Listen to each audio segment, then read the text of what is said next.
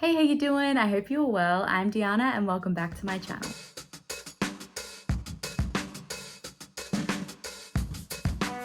Today I'm going to be doing the Booktube newbie tag. I figured it's fitting. This is Booktube. I'm a newbie. So yes, we'll just go through the questions and let's just use this as a way for you to get to know me a little bit better. It's like speed dating, I guess.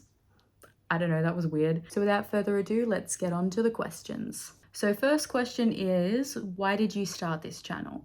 So interesting fact, I have been on bookish internet spaces for about 10 years now. I started a book blog as an assignment for uni when I was studying creative writing, and it was used as a way to basically show us how to use social media to build a brand.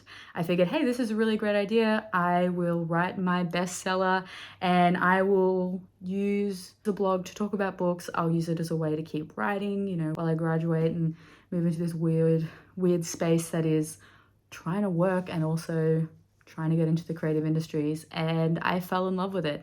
A couple of years later, I joined Bookstagram, which has honestly been an incredible experience. I've made some incredible friends over there and really kind of found myself. I probably should go through my Instagram and delete posts I'm a bit ashamed of, but I kind of like having them there to show how far I've grown. About 2 years ago, I want to say 2 years ago, I moved into doing some bookshop content, so it was mostly reels. And then I was always pretty nervous about putting my face on the internet. I don't know why. Probably deep-seated. I was gonna say trauma. I don't think it's actually trauma, but just like some self-confidence and social anxiety issues. Is that trauma? Maybe, I don't know. And my partner, Hayden, he convinced me to do it. And yeah, since then I've been posting on TikTok for 2 years or so, and I've been doing little videos, reviews, some like TBR stuff. And I realized that the platform of TikTok, it's supposed to be short form content. And I started rambling a lot about books, and I figured, you know, maybe it was time to actually start a YouTube channel where I can have a longer form video where I'll still probably ramble, where I can have more time to talk about books, essentially. That's a really long way to say, hey, I've been here for a while and I wanted to try a different social media platform. Okay, so next question is, what are some fun and unique things you can bring to Booktube? Cue self-deprecating joke. I don't know about fun things I can bring to Booktube, but I probably will stick to kind of the staple stuff to start with, reviews, recommendations, because that's things I post on Instagram and things I really like doing. But I guess I would like my platforms to be a space which champions independent authors and also champions Australian authors. So I think in terms of like unique things, I hope I can bring some different book recommendations to people as opposed to the ones that are quite hyped, and basically give voice to some independent authors who I know, adore, love. So yeah, I think that's possibly the unique thing I will bring to YouTube, is maybe different books to recommend. Next question is interesting. It says, what are you most excited about starting this channel? I think I am excited to explore a different social media platform. I don't know, is that weird? Is that nerdy? As I said, I've been doing Instagram for about 7 years now, TikTok for about 2-ish years. So I'm excited to see what I can do with a longer form of media and how that works out. So that's like a big plus for me, is to get to experiment with video creation. And I'm also excited to just be part of this community. I've been watching Booktube for like 10 plus years now, and I'm just hoping to create like a little community where we can all just like have fun, celebrate, support each other, and talk about books. The next question is a big one. Why do you love reading? Oh my god. Why do I love reading? For me, I think it's just my preferred form of entertainment. I love stories and storytelling, and I think reading, unlike other forms of media such as film or television, you can really immerse yourself into a world or a character's story, and you can learn a lot about different topics. Like, I know when I first got back into reading after uni, I was hooked on historical fiction, was obsessed with the Wars of the Roses, hence the name. And I found that reading historical fiction was a really great entry point into me learning about that time period. It was more accessible to me than some of the history textbooks, which are quite dense, and then I'd be able to read through there afterwards, their author's notes, and they've got a good source point. Outside of that purely like history thing, I think it's really just a great way to learn more about different people's experiences. And yeah, I think I think that's getting very philosophical, but that's the reason why I love reading. What book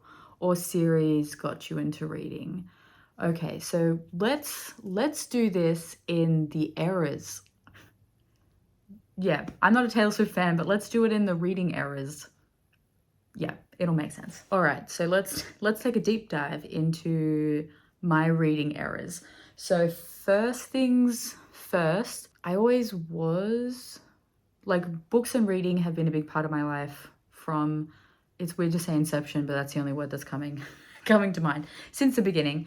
Both my parents are really big readers, and mum and dad would both read to me and my siblings as we were growing up. Like, my dad read me the first two, maybe, yeah, the first two Harry Potter books. I'm not sure if you're also a millennial, but the Scholastic's Royal Diary series absolutely got me hooked on reading as a kid. As a full grown adult, I spent a good 2 years hunting down each of the books in this collection. So this series is, I think there's about 20 books in the series, and they are fictional journals of some prominent women in history. So I vividly remember reading the Cleopatra one like 100 times.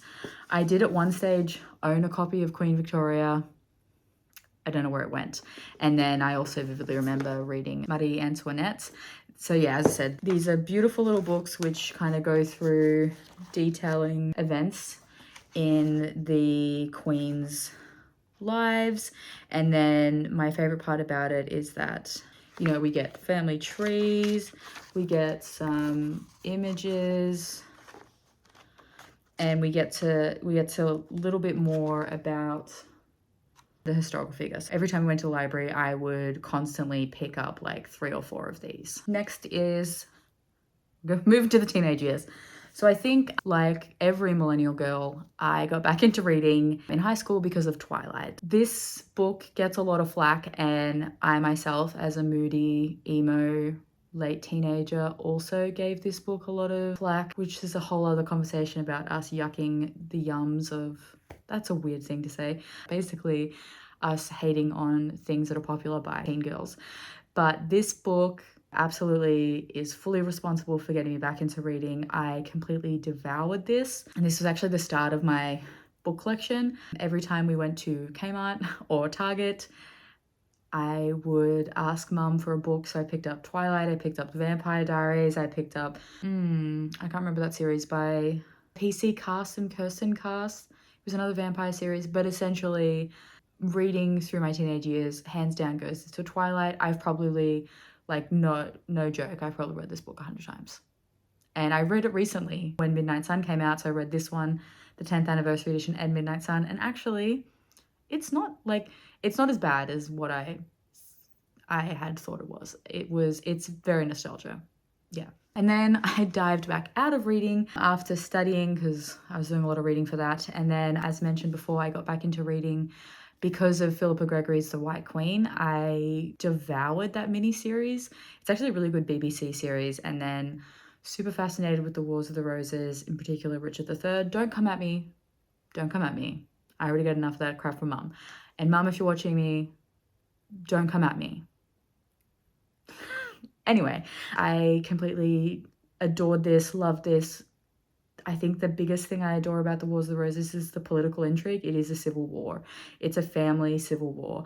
And I just find it all so fascinating, the scheming, the politics, the women also. for people in a medieval society where women are not supposed to have power, the power these women were able to wield through their sons and husbands is just impeccable. These women, they be girl bossing. They be girl bossing hard. So yeah, and then I dived back into kind of historical fiction and lit fic and that kind of stuff. And then we have Lick by Kylie Scott, and this is, as I like to refer to this book as, my gateway drug. This book introduced me to the romance genre, and honestly, that was what? 2018? Yeah, and I haven't looked back.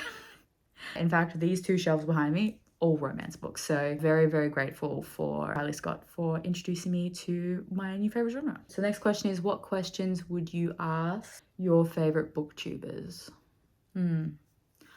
I think for me, the questions would come down to, you know, getting to know a bit more of their creative process, any advice they had to new people when they started, what equipment they use, that kind of thing. Yeah, I think I'd just like to get to know what program do they use for editing? What microphone do they recommend, or did they get a mic, or what's more important when you're first starting off? If you're looking to buy equipment, is it the audio versus the picture quality and that kind of thing? So yeah, I think I would be interested to know a bit about that process, if they schedule anything, and what advice they have for anyone who's wanting to start. Next question is, what challenges do you think starting a booktube channel will be the hardest to overcome? I think for me, it's going to be the consistency of being able to post. So I work full time.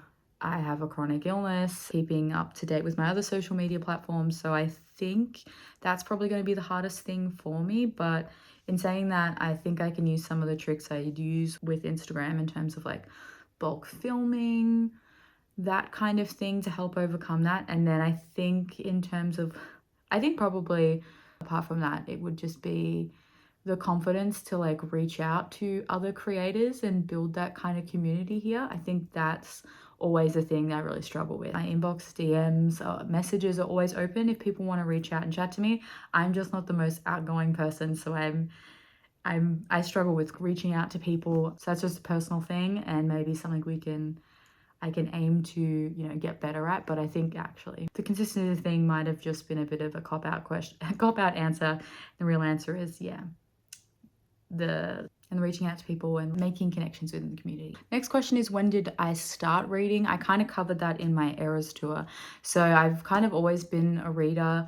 There's been different points in my life where I've come back in and out of it. So yeah, I was a big reader as a kid, and then kind of that late primary school, early high school, when reading was seen as not cool, and you know, we're all self-conscious and stuff, got out of reading, and then got back into reading with Twilight and that kind of thing. And then when life got crazy and just VCE, you know, senior school and then university, just the reading and the workload involved in completing that, I jumped out of reading again and didn't get back into it until after uni. So yeah, short answer, always been a reader, but did get back into it in my early 20s.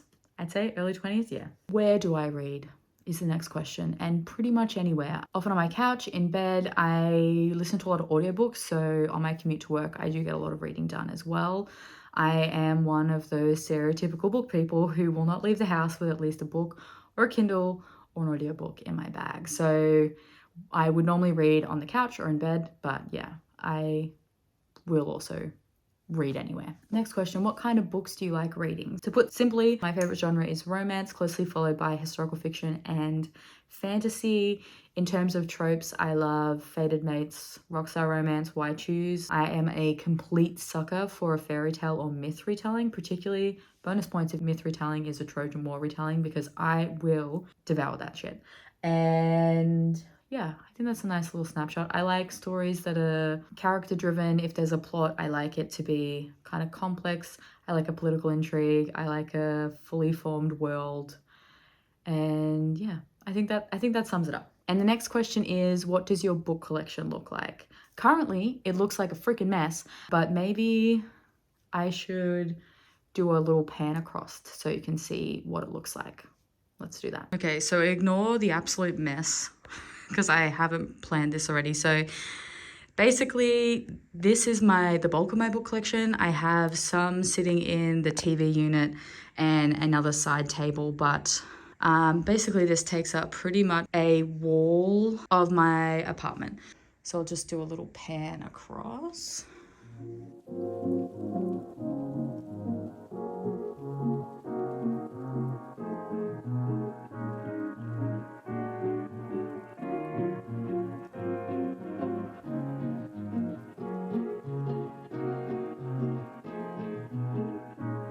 Yeah. That is what my book collection looks like. All right, and that's the end of the questions and a little speed book tour. If you want to see more content from me, feel free to like and subscribe. I post new videos every Sunday. Comment down below and let me know what book or series got you interested in reading, or you can leave the camera emoji. In the description below, I will include links to my other social media if you want to find me in other corners of the internet. Anyway, that is all from me today, guys. I hope you're doing all kinds of well, and I will speak to you soon. See ya!